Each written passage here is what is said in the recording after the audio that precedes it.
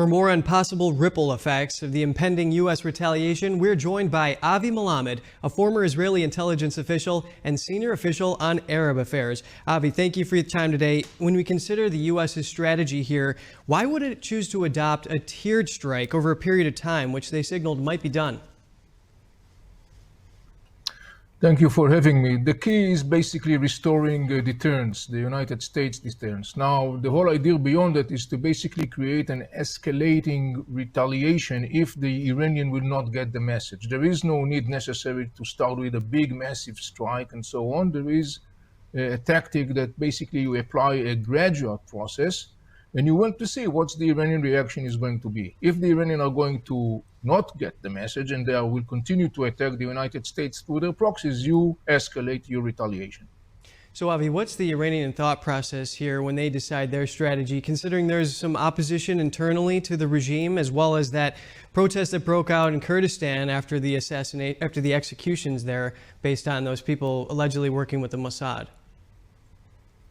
I think that the basic assumption with the Iranian regime is that there is going to be in American some sort of retaliation. I think that the retaliation is not going to be against Iranian soil, nor it's going to be against Iranian ships or any other assets that has an Iranian flag on top of it. However, I would say that the Iranians understand they have enough of assets across the Middle East that could be substantially damaged if the United States will decide to do that. And if it will happen, the Iranian will not necessarily retaliate. Will U.S. retaliation here affect the hostage deal that's going on between Israel and Hamas? No, I don't think so. In the end of the day, there are other things that both sides, Hamas and Israel, are calculating in that regard.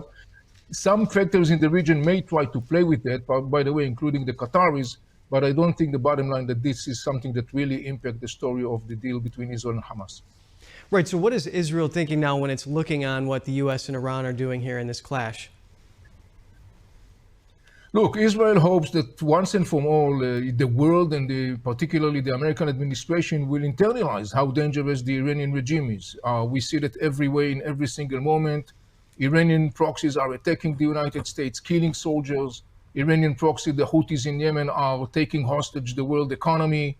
Hamas, Islamic Jihad, and Hezbollah are basically presenting a serious threat to Israel and also to their own people and to the stability of the region. This is a danger that has been evolving for a long period of time. Unfortunately, Western powers up until now delayed or did not really want to deal with the threat the Iranian regime is presenting.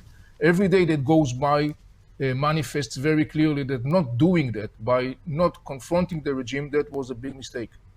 Well, of course, you talk about the actual violence committed here. Iran-backed groups have attacked 160 times on U.S. bases in Iraq and Syria since October 7th. Now, when we look at the ripple effects that this may have, is there a way that the United States is going to be able to not attack targets in Iran, thus crossing that red line and still keep this contained? Yes, the answer is yes. Iran has a very significant assets across the Middle East. One of the most significant one is in Syria. This is a location, a compound called Imam Ali compound. This is a transition position that the Iranian built inside Syria to facilitate the movement of Iraqi militants and weapons and ammunition from Iraq to Syria, obviously in the service of the Iranians. There are other assets of the Iranian in Syria. They could be targeted, they should be targeted because they are part of the Iranian master plan to take over the region. I estimate that if there is going to be a US massive strike on those assets in Syria, Iran will have to swallow the bitter pill and to move on. All right, well, Avi Melamed, former Israeli intelligence official and senior official on Arab affairs, thank you.